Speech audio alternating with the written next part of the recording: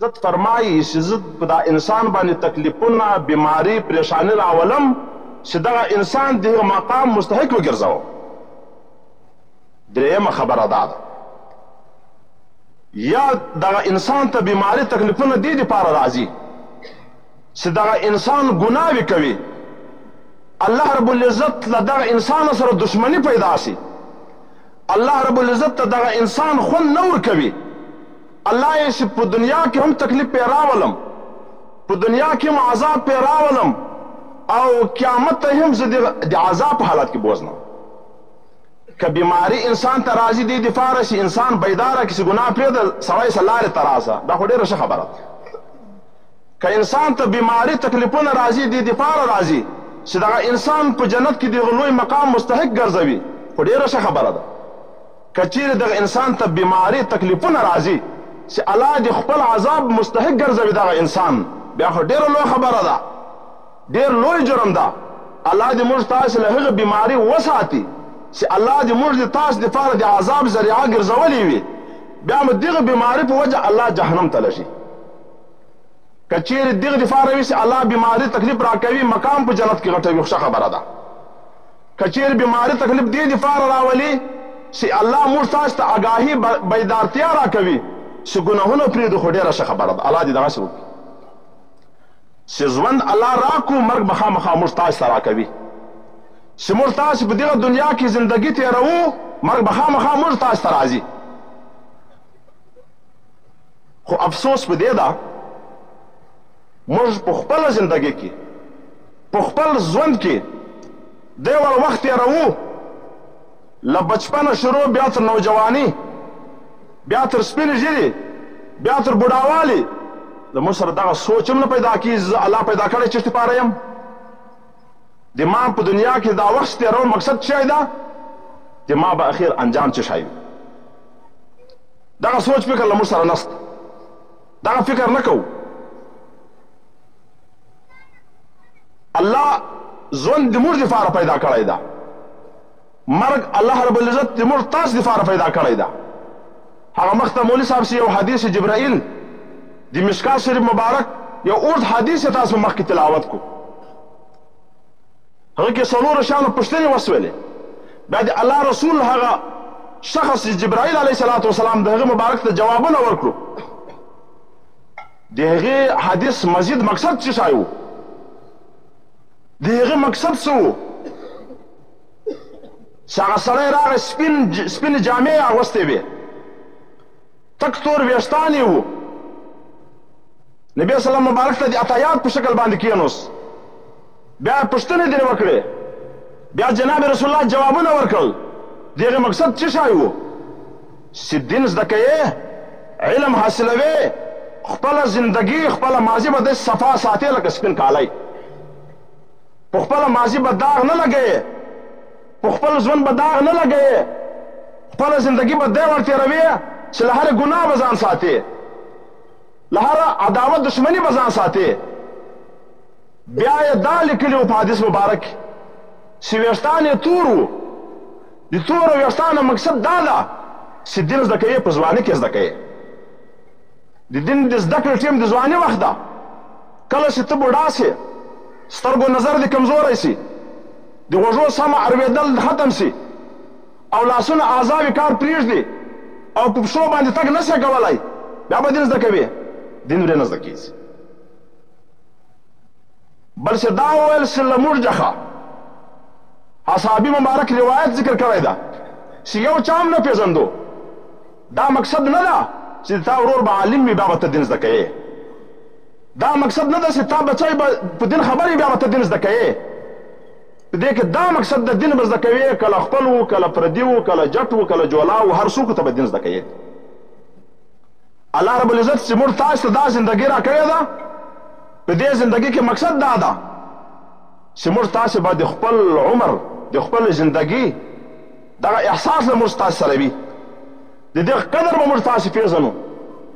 موږ زندګي تېروو، د زندګي تېرولو احساس نشته، ځواني راغله، بوډاتوب راغی،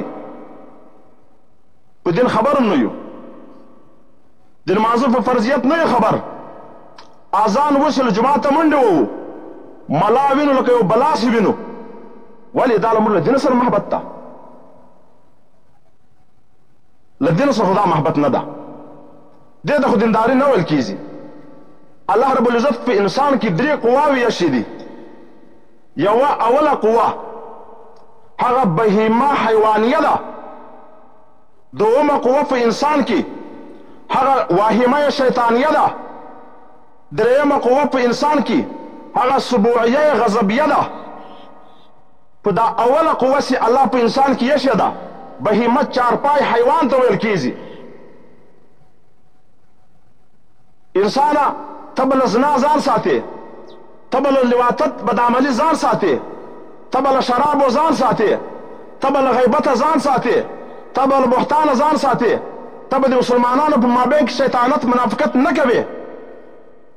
انسان حیوانیت حیوان دا ژوند ته ویل کېږي. دا د حیوانیت صفت په حیوان کې هم شته، په انسان کې هم شته، خو انسان هلته انسان وي چې د انسان خویونه کوي. عبدالرحمن بابا فرمایي په ادم کې د حیوان خویونه هم شته، بیا یې هله ادم بوله چې ادم سي.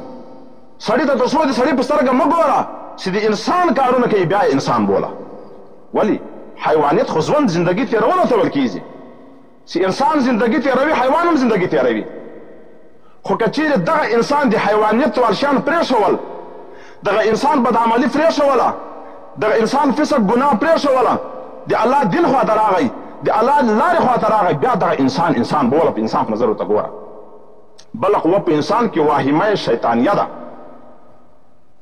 دا د ما او تا ښایسته ډانچه سر چې الله رب العزت څومره قیمتي اعضاوې پدې کې ایښي دي، مازغه دي، سترګې دي، پزه ده، خوله ده.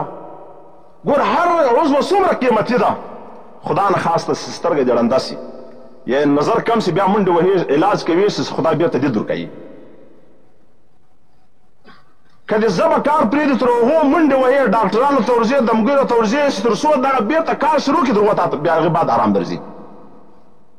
دغه قیمتي سرمایه چې په سر د تا کې الله رب العزت ایښی دی چې هغه مازغه دي، چې دغه مازغه دغه په دغو کې چې کومه قوت واهمه ده چې دغه د شیطان په لاره پسې روانه سي. شیطان ته یې ګناه وکړه، غیبت وکړه، مسلمان پسې بهتان ویایه، د دوو مسلمانانو په مابین کې شیطاني وکړه، دوه مسلمانان سره اخته که، بیا ته دورې روان یې، ټوله ورځ په هغې نقش قدم روان یې. کله چې د دغه انسان د خپلې قوې واهمې د دغه اصلاح وکوي، بیا به دغه تا ته انسان ای غیبت مه کوه، ګناه ده. بهتان په مسلمان پسې مه یه، ګناه ده. دوه مسلمانان مه سره اخته کوه، ګناه ده. ولې د دغه اصلاح به سوي وي، دا به له الله څخه ډاره سوي وي، د هغې به خوف الهي په زړه کې ننوتی وي، بیا به تا سمې خوا ته ردوي. که چیرې د دغه اصلاح نه وسوې، بیا به دا قوه واهمه شیطانیه تا په غلطه لار باندې بیایي. درېیمه قوه په انسان کې سبوعیه او غضبیه ده. انسان د دنیا په معاشره کې اوسي، په دنیا کې زندگی تېروي، معامله له چا سره راځي، کله چې هغه لیږ د 5 روپو نقصان درکړي، کله چې د 5 روپو نقصان درغی، تا دغه 2 ګوتې ژبه چې په خوله کې ده په دې سال پاز ورته باسي، کنځا ورته کې د مندو د خوندو کنځا چې مخه څه درځي ورته یایي. ولې په انسان کې هغه حیواني صفت ډېر جذبات یې ډېر عروج ته ولاړ شي، ډېر مخې ته ولاړ شي. ولې د نفس اصلاح نه وي سوې. نو شیطان کله چې انسان ته غوسه ورسي، دا شیطان د انسان په رګو کې داسې تیزې منډې وهي، دومره تیز سپیټ یې لګولی وي، کوشش یې دا وي چې د انسان باندې زه ګناه وکړم، دغه انسان د الله مختوري ته برابر کړم. که چیرې په دغو 3 قواو کې اعتدال پیدا سي، میانه روي پیدا سي او دغه برابرې روانې وي، بیا به انسان یو وخت له سمې لارې نه بدلیږي. که چیرې د دغو اصلاح نه وه، په انسان کې اعتدال نه و، بیا انسان سمې لارې ته نه تللی، بیا په غلطه لار روان وي.